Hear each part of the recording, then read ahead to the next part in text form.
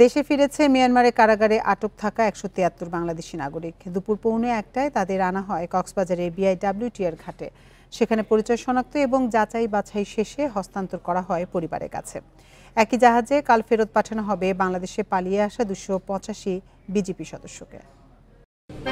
Unlimited life চলুক গ্রামীণ ফোনের মান্থলি প্ল্যানে, এক প্ল্যানে ১ মাস। টেকনাফের নীলার হাসিনা আক্তারের বিলাপ যেন থামছেই না।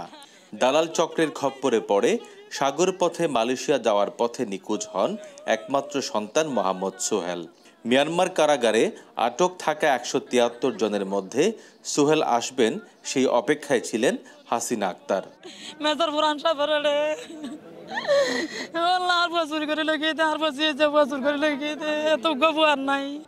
হাসিনার মতো অনেকেই স্বজনকে পাননি, অনেকেই পেয়েছেন। কক্সবাজারের বিআইডব্লিউটিআর ঘাটে বুধবার দুপুর ১টায় বেসরকারি মালিকানাধীন জাহাজ কর্ণফুলী পৌঁছালে তৈরি হয় আবেগ ঘন পরিবেশ।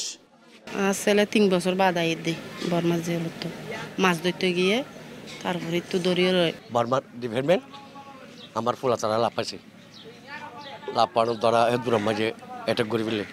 ফিরে আসা বাংলাদেশিরা জানান, সাগরে মাছ ধরতে গিয়ে মিয়ানমারের সীমান্তরক্ষী বাহিনীর হাতে আটক হয়েছিলেন তারা।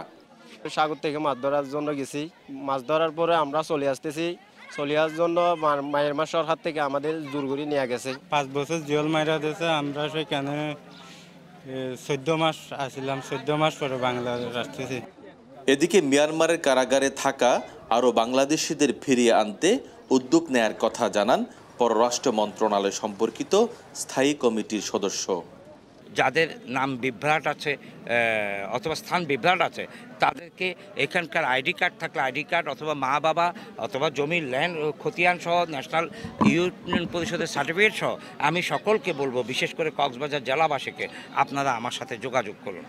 মিয়ানমার থেকে ফেরত আসা ১৭৩ জনের মধ্যে কক্সবাজার জেলার বাসিন্দা ১২৯ জন, বাকিরা বান্দরবন, রাঙ্গামাটি সহ বিভিন্ন জেলার বাসিন্দা। তৌফিকুল ইসলাম, ইন্ডিপেন্ডেন্ট নিউজ, কক্সবাজার।